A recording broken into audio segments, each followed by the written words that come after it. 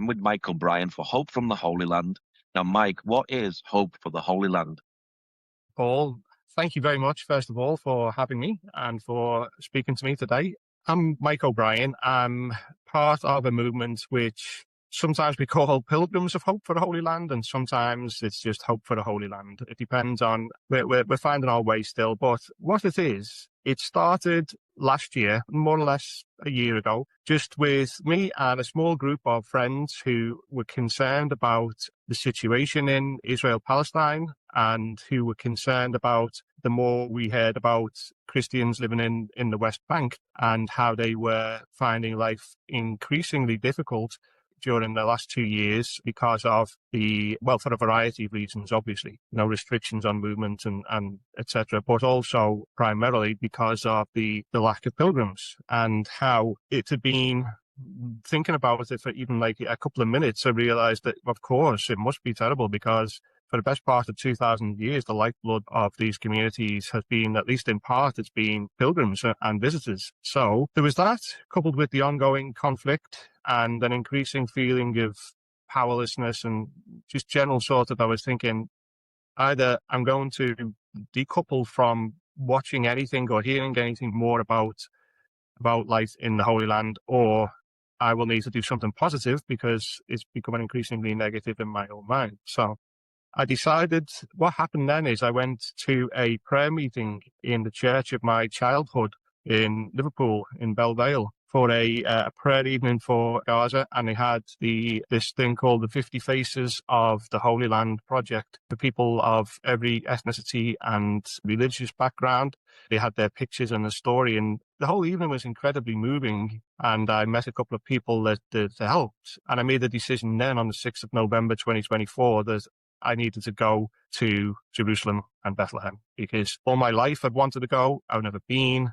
And I thought if I wait longer, if I wait for peace, whatever peace will look like, I could be a very old man, before that happens. And so I organised myself, but with the help of Friends of the Holy Land, Chris Mundy from Friends of the Holy Land. And I went on the 14th of January. I got to Jerusalem and I spent time in Jerusalem and also in Bethlehem. And because of the situation, because it was so quiet and so very few people, I had the chance to speak with people who wanted to speak wherever I went.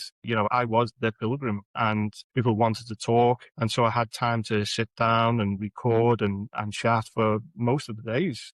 And it was a fascinating time. And I made some really good connections and friends who I still keep in touch with now. And then when I came home, I was talking with Friends of the Holy Land and I was thinking about the best way that the average lay person in Christianity from any denomination, what they could do in this situation, because I think the feeling of powerlessness when we look at what's been going on at the conflict in general, I mean, not just overall, it's quite difficult. It's a very charged subject. It's a very politicized subject. And I was thinking, but one thing which doesn't appear to me to be political, which is also going to benefit everybody from what I can see, is if there is a strong Christian population within the Holy Land. Because I've always been fascinated by the history of that community and the place. And I know for such a small minority, I know that it's a disproportionate amount of help and social capital that they bring. And also, how to put this, I think there are people on both sides of the divide who have an agenda to make this a religious war, or to paint this as a religious war, or at least a war of Islamism versus the West. And the long existence for 2,000 years of the Christian Palestinians or other Christian groups is proof that this isn't. And I think that is important. And I think that the non-violent resistance that's being espoused by many of the Christians should be spoken about, because it's far too easy for people to regard in our country, in Britain, to look at this situation and regard both sides as irredeemably, that this is not going to, it's never going to end with anything good. And, there's nobody there who's a voice of reason or voice of peace.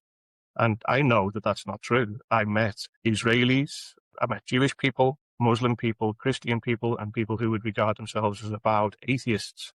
I spoke to people in Mir Shirim, I spoke to people in the Old City, I spoke to people in East Jerusalem, West Jerusalem, and in Bethlehem. And still, I've only scratched the surface of life there. But I know that there are such a wide range of views, and that the vast majority of people understand that some degree of cooperative coexistence and peace is what's going to happen eventually, and is what's going to be, is what's going to need to happen. I also have an Israeli brother-in-law who's been in Liverpool for a long time, and he has family there. And I know, obviously, that we were speaking with him. I know that there's a variety of different views on what's been happening. And I think that it's far too easy for people in the West, in this country, who just maybe catch headlines now and then to dehumanize both sides and think this is just a weird conflict that doesn't affect me. And, it's one of those things that is, I can just forget about this because it's not important, or, well, no, not important. It's just that I can't really change it.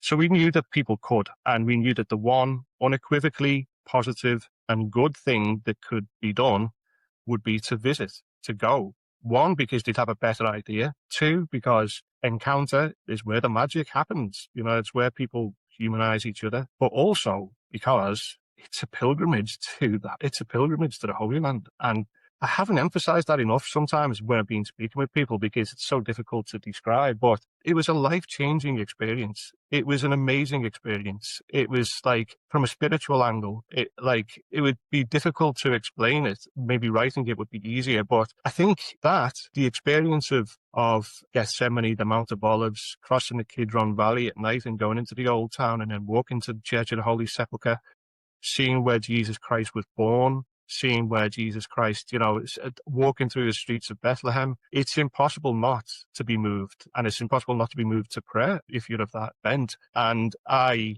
think that the coupling of some degree of fellowship, social, some supportive element, plus the spiritual aspect of pilgrimage, it will change the pilgrim far more than it changes the communities that they visit. We'll come back home, if I'm anything to go by, come back home very charged, very filled with the Holy Spirit, and very desirous to, not just regarding the Holy Land, but just in general, and your awakening of faith and the social aspects of faith, I suppose. So it's a very big answer to a very short question, I suppose. One last thing to it as well is, some people do say, for various reasons, and not just with me, why that part of the world? Why are you interested? Isn't that a bit strange that you're sort of... And I thought about this, and I thought, I've been brought up as... I was brought up Roman Catholic and brought up Christian. And I was talking with my sister about it. I was thinking, I knew there was a place called Bethlehem before I knew there was a place called Liverpool. I knew there was a place called Bethlehem before I knew there was a place called London. And the words Golgotha, Gabbatha, Ephraim, Bethany, these have been in my mind since before I could even speak. Because every Good Friday, during the church's year, I would hear this. But during the time of the Passion, in our churches, what would happen is the congregation would give, we would be involved in the Passion. So we would speak parts of the gospel. The priest would speak some, and then another player would speak another. And I remember from the earliest of recollections, saying things, and I was thinking, what? Then it dawned on me that these are real places. This is not a story. These are real places. And since that day, I wanted to go. So I suppose that's why I feel the connection that I feel. And I'm guessing I'm not the only one in this conversation who feels that connection either, because you're there. Wow. So there you go. So you're wanting to encourage people to come to the Holy Land, and you're wanting to encourage the people that go, but also encourage the people that are here in the land as well, and meet both sides of the divide? Definitely. Of course. When I was there, I did get to meet people in Israel, Palestine, and Jerusalem, and Bethlehem, and I found that speaking with them, that the idea really came from them. That was like, look, you're obviously you're here, you care about this place, you want to do something good. Tell everybody that you know to come back, because if the economy is working again, it's always going to be better for everybody. That's the first thing to note. People, it's going to be better, but also the Christian population in general, they were saying like, we're not going to survive another year of this, and we're leaving, and I don't know how much of it was hyperbole, but I think that looking at the statistics, it has been true for many people. So yeah, it is to encourage, to support, both economically, but also to show that, the world has not forgotten, specifically about the Christian community, I think, because they are a group that you don't hear from. They are a group that's been and are essential to society and life within that region. And they have suffered, other than the people in Gaza and the people in southern Israel, obviously, they have suffered more probably because of the lack of pilgrims than anybody else. And also, though, from the other side, people going, as I said, I think pilgrimage in general, going anywhere on a spiritual journey is formative, is exciting, is great. Going to Jerusalem and going to Bethlehem. And I would like to go further into the West Bank, Jericho, and hopefully in the end to Tebeh, and up to Birkin, the Church of the Ten Lepers, up to Jenin. I've met people from Salt of the Earth initiative for the Northern West Bank Christians, as well as the Bethlehem group, or the Bethlehem, some representatives of the Bethlehem population. But I think that for interested Christians within the UK, I think that it would be a really faith-affirming thing to do, a journey that would be that you remember for the rest of your life, and would also, I suppose, make you more on fire with the Holy Spirit, as the best way that I could put it. You must feel really sad then that many, many Christians are leaving this area. Incredibly, more and more. This was the catalyst. This was one of the things that was happening at that prayer meeting, and it was a prayer meeting with Gaza. But I don't know, you may know somebody called Canon Mark Madden, he's a priest who's from Liverpool, and he works in Liverpool, but he's also part of the LPJ, the Patriarchate, and he spends a lot of time in Jerusalem, but also would spend time in Gaza and in Bethlehem and Tebeh. And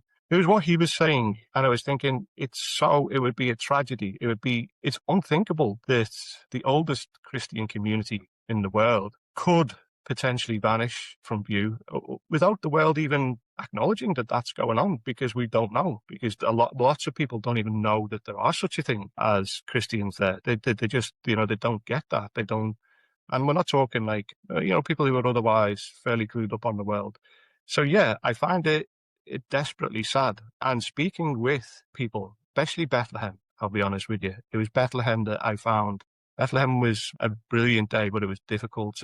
But speaking with people in the restaurants and in Manger Square, and there was an air of desperation that I was thinking, we have to. There are so many people, if they knew, and they knew how easy it was to get there, they would be there, because it's a win-win. Everybody wins. I mean, it's not like it's not a big sacrifice on the part of the pilgrim. In fact, it's one of the best trips you're ever going to make. And there's so many people who would do it if people didn't realize that you could. That was the other thing. And that was why I went. That's why I went on my own, because I was thinking, there's no way I can encourage people to do this, because that was one of the thoughts already. But then after I'd been, it was even more so. But I was thinking, there's no way I can encourage people to do this if I haven't been, because quite understandably, people will say, well, yeah, but it's dangerous. But yes, it's you can't go there because you won't get insurance. And none of that's true. None of that was true in January of last year, and it's not true now. I got insurance through the post office, just the normal 50-year-old man standard,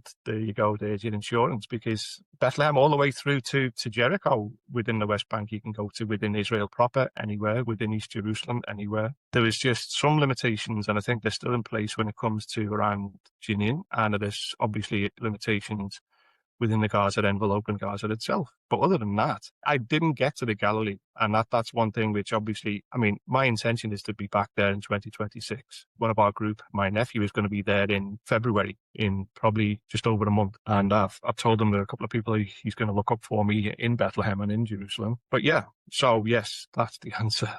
If I go off on tangents, it's because it's a topic which really does interest me a lot, as you can tell. Now, you were in the Holy Land before the ceasefire began. Has the mood changed since the ceasefire with the friends that you talked to? When I was there, the last day I was there was the day that the ceasefire was put in place. And in the 24 hours before, and then on that last day before I left to go to the airport the day after, there was a real feeling of, I was in Jerusalem then, and there was a real feeling of optimism. And it was for me but obviously with the people in the street, the people I talked to. I remember I would go to the Church of the Holy Sepulchre every day, and I came out of the Church of the Holy Sepulchre and I thought, oh, what's going on here? It was like, there was a crowd, and then there was a face that I recognized from television, the church magazines, etc. And it was Cardinal Pizzaballa, and he was there being interviewed and happy, smiling. And that was the interview where he said, what I have then put on my website, come back. It's safe. We're waiting for you. We need you. Come back. Come back as Pilgrims of Hope and Pilgrims of Solidarity. And I saw it. He acknowledged me and said hello, and I said hello, and I walked off, and I was feeling so happy. And then there was a place where there was a shop that I used to go in every day to talk to the gentlemen there, and I was talking with them, and it was a real feeling of that. And then, as this last year has been obviously tragic, just horrible, but as it became apparent for all manner of reasons that the ceasefire wasn't lasting and then didn't last, and then during the summer, as summer wore on and things were getting worse and worse, and I was still in touch with people, and the feeling of pessimism was bad. And I think people have left between then, when I was there, and today. And then relative peace and hope, and I think now more optimism. And as Christmas approached, I could see that Bethlehem was obviously I keep on top of what's going on with this now, and I could see that new life was being breathed into the situation again. And I was thinking, this is fabulous. And then to see the lights go on all around the West Bank and in East Jerusalem and Jerusalem itself. And, that was amazing. It was such a feeling it was such a good feeling. And in the run up to Christmas as well, I'd been in touch with a gentleman I'd mentioned called Iskander Khoury, who is like the principal of a school in Beit Sahor called the Holy Child Program, it's run by an order of Franciscans, Catholics, but it takes in children who are suffering with symptoms of PTSD, who can't be in mainstream education because of trauma, usually secondary to the conflict. And this year they've been able to accept, I think, 4 children from Gaza whose family had been killed. And I've been in touch with him, and we came up with an idea of kids in his school would draw pictures of even the nativity scenes and the Christmas scenes. He would send them to me, kids from the local school here, my sister's kids and various family members, etc. They would add their own pictures, and we'd make up Christmas cards, and then we would sell them, and the money would go to the Holy Child Program. And being able to even just do that, and we didn't raise a great deal, but the enjoyment of that, and getting, and the kids being involved this side as well, and other people asking them what's this and why, and it's been that sort of level of optimism again has been really good. It's been really good. And I think it's lasting now. And I hope that, as you said today, I've forgotten that it was the Orthodox Christmas celebrations. I'm interested to see how it goes today. And hopefully the optimism will continue. What is your prayer for the future of the Holy Land? It is that God will open the hearts of not just the people who live there, but the people around the world whose decisions inevitably have an effect. And I think that one way in which we can live that prayer, as well as praying that prayer, is through encounter, whether that's face to face on the ground, or whether that's in an online community like mine or many others. That is, I think the prayer would be that people open their hearts and see the combatants, see the populations as people like themselves, as people who, like their own children, like their own fathers, mothers, etc. I don't just mean people within the Holy Land. I mean, even more especially people outside of, because it may be difficult for you if you haven't been back here for a while, there's a variety of different reactions, some good, some very negative, and it's a polarizing topic, and I'm thinking it doesn't have to be. And that would be my prayer. My prayer would be that people would look for true encounter with Christ himself and with other people who are living the situation, and then they will know. Then they can make decisions if they need to or not. Don't make a decision. Just ask, what is it that I can do to help? What do you think I can do in the West to help your situation? Just ask. That's what I would pray for. Wow. It's so great that your organization has been born out of what's happened in the war and that you're wanting to connect people together, people from the UK to here in the Holy Land. What's your website and social media page for people who'd like to know more about the work that you do and perhaps connect with you? Yes, I would love, I hope that they do. Facebook page, if they look for Pilgrims of Hope for the Holy Land. And also the website is www.pilgrimsofhope.co.uk. If you were to Google Pilgrims of Hope for the Holy Land or even Hope for the Holy Land now, you would find us pretty quickly. And on Facebook, again, Pilgrims of Hope for the Holy Land or Hope for the Holy Land, and you'll find us easily. I'm surprised. One thing which is really gratifying is just how quickly and how widely people are interested, and they've been waiting. It's like there's various groups who are interested in that part of the world for various reasons, and they've definitely found a home there, and it's getting bigger every day. So I'm happy with this. It's really good. Well, Mike, thank you very much for sharing today. Thank you, Paul, for giving me the opportunity to do it, and being great. Thank you. It's been great.